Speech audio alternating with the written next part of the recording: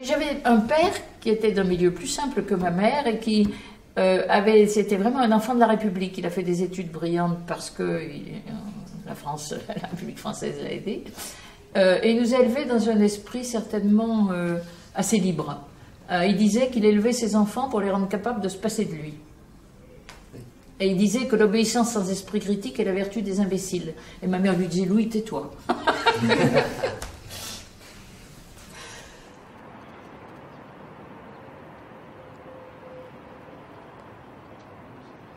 Lyon, février 2008. Centre d'histoire de la résistance et de la déportation, où Klaus Barbie, chef de la Gestapo, a torturé. Avoir 17 ans. Être engagé. 17 ans. Monsieur Nally, 5 fois à la baignoire. 17 ans. Madame Lalich, saute d'un train pour échapper aux nazis. 17 ans. Monsieur Babel, déporté en camp disciplinaire, puis en camp de concentration. 17 ans. Le choc du regard fou des déportés qui rentrent. La rencontre. 17 ans. Eux, non. Engagement pour la mémoire de la résistance.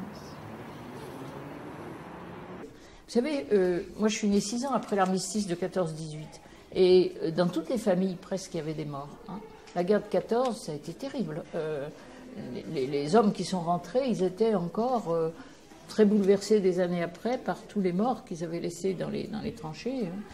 Hein. Donc on entendait deux messages contradictoires. Il y avait des messages qui nous disaient la guerre c'est épouvantable, plus jamais ça. Il y avait l'autre message qui nous disait il n'y a rien de plus beau que de mourir pour sa patrie. Il fallait justifier toutes ces morts. Donc, moi j'étais persuadée qu'en effet, il n'y avait rien de plus beau que de mourir pour sa patrie. Cette montée du nazisme, moi je la suivais par le Progrès à Lyon, qui était le journal de la région lyonnaise. Et je n'étais pas d'accord avec l'occupation de la Tchécoslovaquie, de l'Autriche, l'intervention des troupes allemandes en Espagne, ainsi que celle des Italiens. Tout ça, ça fait que quand mon pays est occupé, je le défends. On aime son pays, on le défend, voilà. Personnellement, quand j'étais au lycée, j'avais 17 ans, on a fait des collectes, puis on a fait des distributions de tracts de journaux pour l'Espagne républicaine. Et donc, ça m'avait marqué, moi, ça m'avait marqué. Ce qui fait que, quand la guerre est arrivée, chaque jeune Français pouvait prendre position. Et nous n'avions pas envie de devenir nazis, contrairement à beaucoup de Français qui ne savaient pas ce que c'était et qui admiraient la jeunesse allemande, parce que les jeunes Allemands, ils étaient propres sur eux, ils faisaient de l'exercice, ils marchaient au pas, ils étaient obéissants. Mes sentiments, ils étaient de deux sortes. Il y avait d'abord la haine de l'ennemi, de l'occupant, la terreur du nazisme, enfin l'horreur du nazisme, et puis aussi la volonté de faire quelque chose et de combattre. Hein. Donc je suis parti dans l'armée. Je suis parti dans l'armée avant la guerre, en 1939. Ici à Lyon, là, 3 mars 1939, j'ai fait une carrière de pilote jusqu'à l'armistice. Puis à l'armistice, il n'y a plus de pilote. C'est là que j'ai décidé de quitter l'armée et de rentrer donc, d'aller en zone occupée, sauver ma famille, pour essayer de prendre des contacts avec la résistance, parce que dans l'armée, il n'y a pas de résistance en 1941. Est-ce que vous pensez qu'il faut du courage pour entrer dans la résistance? Non. Je ne pense pas qu'il faut du courage. Il faut simplement savoir ce qu'on veut, c'est tout. Il y avait deux camps. Il y avait les nazis et les collaborateurs français. Et puis il y avait ceux qui se battaient contre eux, c'est tout. Contre l'occupation de notre pays. Bon, il ne s'agit pas d'avoir du courage, il s'agit simplement de s'engager. C'est la volonté, c'est l'esprit de quelqu'un, c'est l'esprit de responsabilité, c'est tout. J'ai pas l'impression que j'étais plus courageux que d'autres. J'ai fait mon devoir, j'ai eu l'impression que mon pays étant occupé, quand on aime son pays, on le défend. Le courage, c'est pas toujours de tenir une mitraillette, c'est quelquefois de soutenir et d'encourager et d'aider celui qui la tient. Il y a eu des femmes dans la résistance, moi j'en ai connu pas mal. Un certain nombre d'entre elles se sont plutôt vouées aux tâches sociales. Les tâches sociales étaient très importantes parce que quand un père de famille était arrêté, la femme et les enfants n'avaient plus qu'à mourir de faim. Il n'y avait aucune aide, aucun secours, sinon par la résistance. Donc elles ont eu beaucoup de travail. Chez les communistes, les femmes avaient plus de place que chez nous, peut-être parce que beaucoup de femmes, c'était surtout le milieu ouvrier, Et les femmes de milieu ouvrier, elles ont travaillé beaucoup plus tôt que les bourgeoises. À chacun sa carte d'alimentation. Cette réalité d'aujourd'hui n'empêche pas toujours la pénurie due aux circonstances.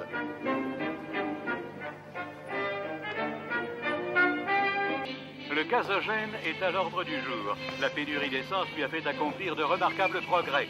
À Limoges, les Compagnons de France ont organisé...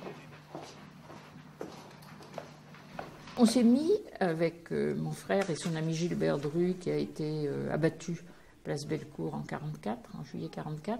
On s'est mis à écrire des petits papiers. Et moi, j'avais une jolie écriture. J'avais suivi des cours de calligraphie pendant 3 ans.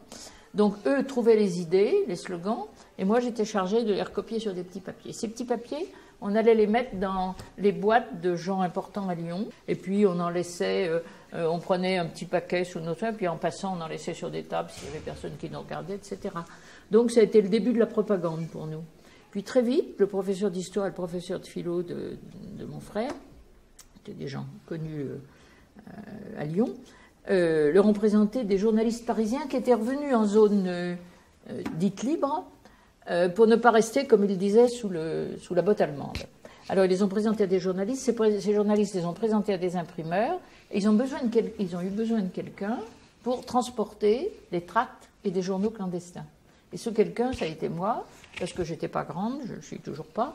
J'étais mal habillée parce qu'on ne trouvait pas bien de quoi s'habiller, j'usais les affaires de mes frères, j'avais des souliers de garçon, enfin, j'avais vraiment pas l'air d'une jeune femme dangereuse, j'avais l'air plutôt d'un garçon manqué. J'avais un vélo, je connaissais bien la ville, j'étais assez dégourdie. Donc, quand j'étais pas en classe, certains jours, j'allais chez l'imprimeur, il me donnait un gros paquet que je mettais dans mon sac à dos et je partais en vélo pour remettre ce paquet dans un magasin. Et il y avait des diffuseurs qui venaient chercher les tracts et les journaux clandestins pour les distribuer. Voilà, moi je faisais des liaisons. J'étais adjoint responsable des services identité et impression de la région lyonnaise.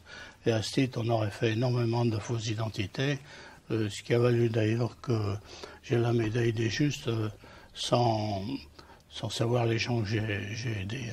Voilà, ça c'est assez bizarre, mais c'est comme ça. Alors voilà, bien par exemple, je photographiais les péniches allemandes qui descendaient la Saône, qui charriaient des sous-marins en pièces détachées, et je signalais, je prenais les photos, puis on signalait ça au BCR à Londres, et puis après, ils faisaient le nécessaire pour bombarder ces péniches à la sortie du Rhône. C'est une petite partie de ce qu'on a pu faire. Hein.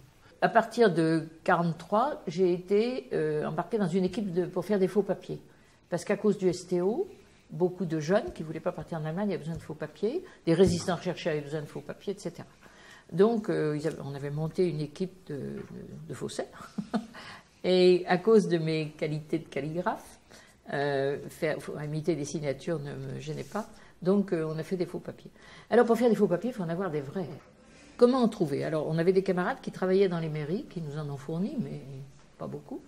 Et puis, un de mes camarades qui était dans le maquis a proposé d'aller faire, dans le maquis du côté de Bourg-en-Bresse, a proposé de faire des coups de main sur les mairies avoisinantes, de ramasser tout, et il fallait aller les chercher.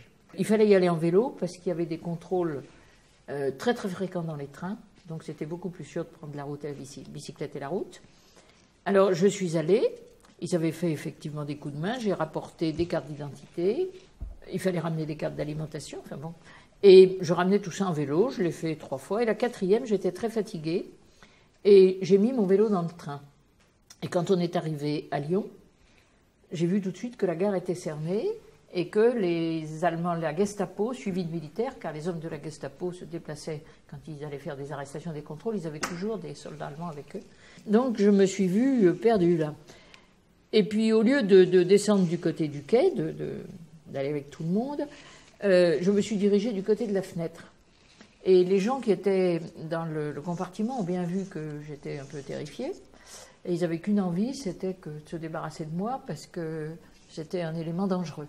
À l'époque, il y avait beaucoup de monde dans les trains, puisque personne ne circulait en voiture, les trains étaient bondés. Alors, ils m'ont aidé à baisser la vitre. J'ai vu un cheminot qui passait, je lui ai fait comme ça. Et il m'a fait comme ça, on ne s'est pas dit un mot, il est arrivé, il m'a aidé à passer par la fenêtre et il m'a fait sortir par les voies. Et voilà un homme qui m'a peut-être sauvé la vie. En tout cas, il m'a sauvé de l'emprisonnement indéniablement. J'ai été arrêté une première fois le 10 février 1943, près de la gare de Dijon, à 3h30 de l'après-midi, par la police française. Et on a réussi à s'évader. J'ai été repris le 13 février, le samedi 13 février 1943, 5h du matin, les nazis sont venus et m'ont arrêté. Ils m'ont amené en prison à Dijon. Ils m'ont mis dans une cellule où j'étais seul dans une petite cellule de 2 mètres sur 3 mètres avec une planche pour dormir, un petit seau pour faire mes besoins. Et en plus, j'avais des menottes aux mains continuellement pendant 6 semaines et des chaînes aux pieds. Et puis j'ai été condamné à mort et on m'a dirigé sur le camp, sur le fort de Romainville dans la région parisienne.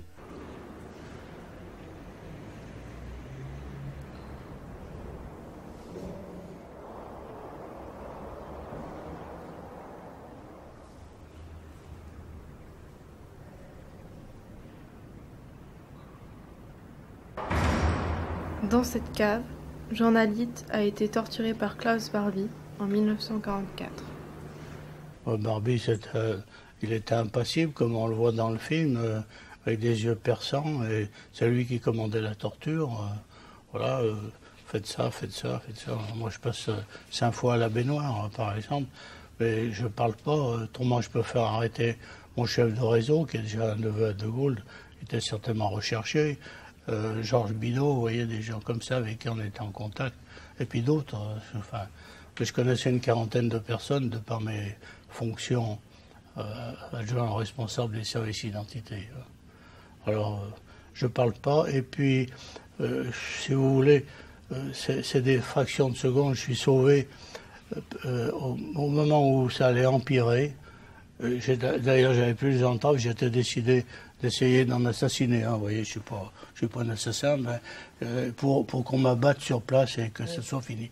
Vous allez dire, on était peut-être kamikaze à ce moment-là, mais voilà. Et au même instant où ça va empirer, il pousse dans la salle de torture un gars et il dit « occupez-vous de celui-là ». Et alors il s'occupe de lui, et moi il me laisse de côté, puis c'est fini pour moi.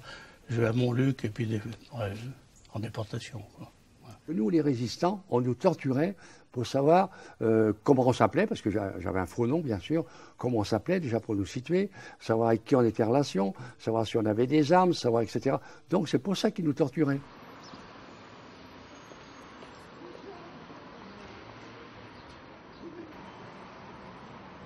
Nous avions un ami de mon frère aîné qui a fait de la résistance avec nous et qui était très souvent chez nous, qui s'appelait Gilbert Dru, qui a été arrêté le 16 juillet.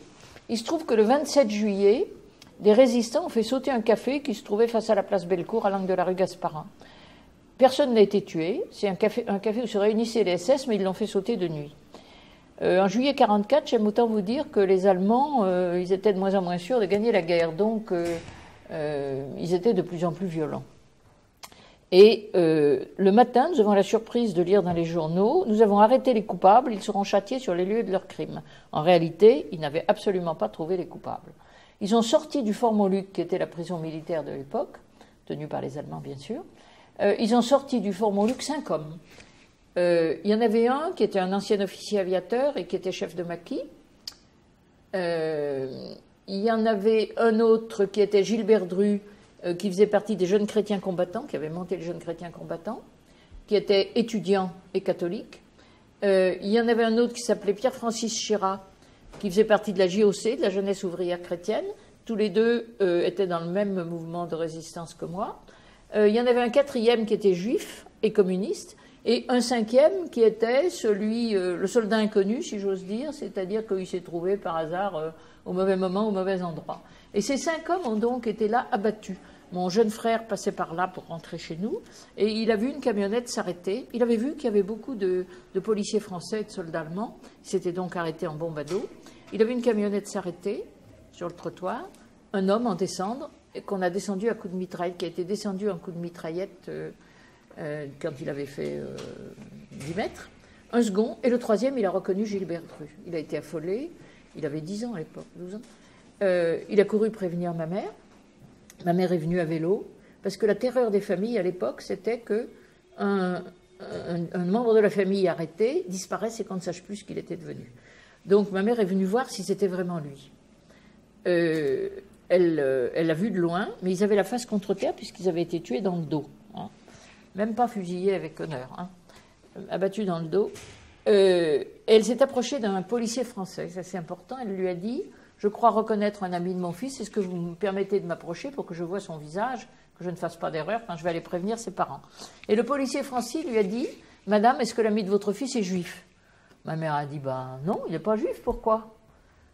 Alors il a dit « Bon, madame, ne vous en faites pas, ici il y a que des juifs. » Et ma mère a été très choquée, elle s'est mise à pleurer, et puis elle n'a pas écouté le policier, elle s'est tenue debout, elle est allée jusqu'au corps, et elle a regardé, elle avait reconnu Gilbert Dru, et est allée prévenir ses parents. Pour nous, ça a été un choc énorme, parce que les autres, il y en a, on a su qu'ils avaient disparu, mais celui-là, on l'a vu, et les Allemands ont laissé les corps pour donner une leçon aux Lyonnais jusqu'à la fin de l'après-midi. Voilà.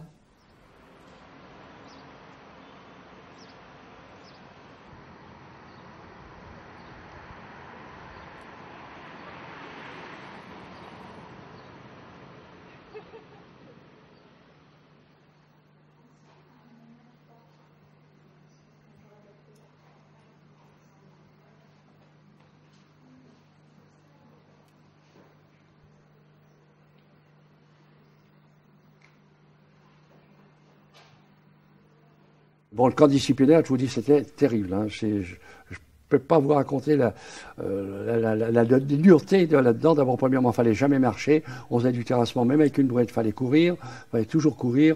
Quand on avait fini notre journée de 10 heures, on nous faisait faire soi-disant de la gymnastique autour d'une espèce un trou qu'on appelait la piscine parce qu'il y avait de l'eau dedans. Et on nous matraquait tout autour, couché, debout, couché, quand vous avez fait 10 heures de travail. On rentrait dans la maison, c'était dans la baraque, c'était pareil. On rentrait dans la baraque, il nous est rentré au coup de sifflet, ça matraquait à l'entrée, ça matraquait à la sortie, et ça faisait ça 3-4 fois le soir. Enfin, c'était terrible. Et puis je suis arrivé à Mauthausen. On était à peu près 210 000 à passer à Mauthausen. Moi j'avais le numéro, je vous le dis pas en allemand, 34 484. Et après, donc on est parti, on nous a mis on est passé dans un bureau. Et dans ce bureau, on nous a dit, tu t'appelles plus Georges Babel, tu t'appelles numéro tant. On m'a donné un numéro, donc qui était là. Et donc là, ils nous ont dit, ben voilà, tu t'appelles numéro tant. Et ils nous ont réunis par 5, tout fünf, et ils ont appelé les numéros. Le SS, ils nous appelaient, mais ils voyaient notre numéro. D'abord, il y a le trajet de Compiègne à Buchenwald, ça c'est quelque chose de terrible.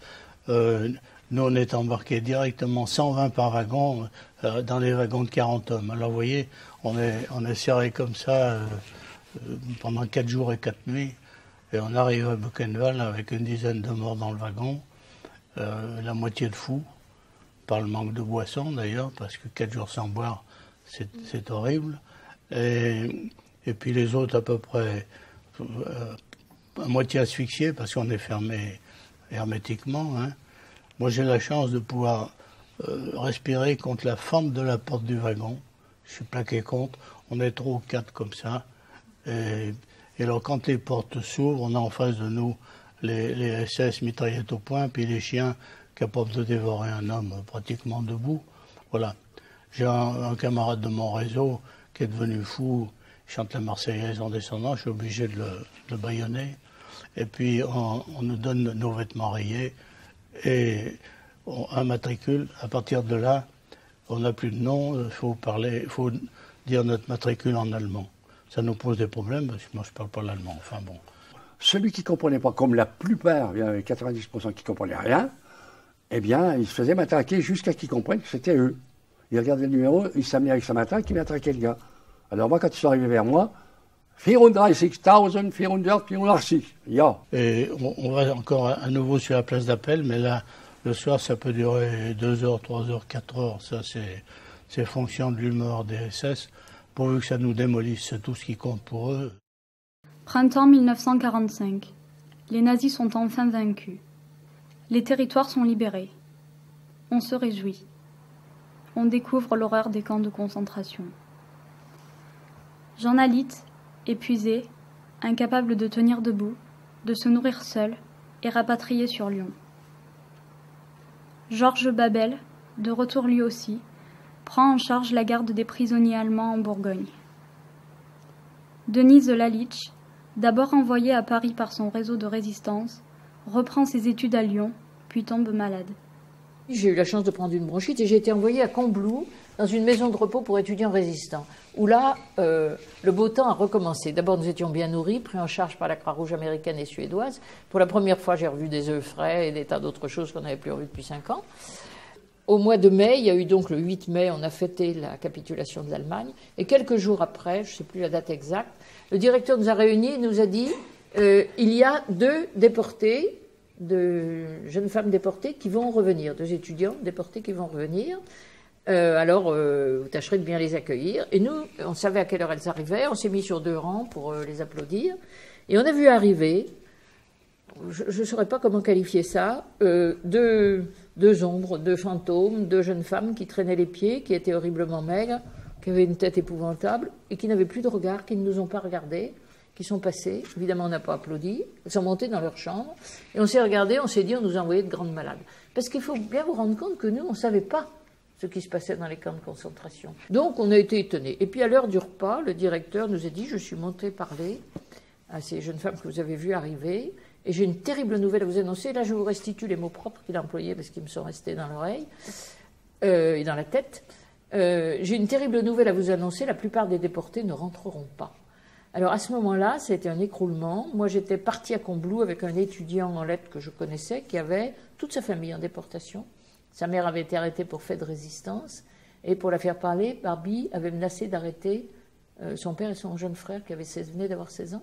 Et Barbie les a fait arrêter. Donc, toute sa famille était en déportation. Et nous avions tous au moins des camarades en déportation, puisque nous étions tous des résistants. Alors, il y a eu là, il y en a qui se sont évanouis, il y a eu des larmes, ça a été terrible, mais on n'avait pas encore du tout compris.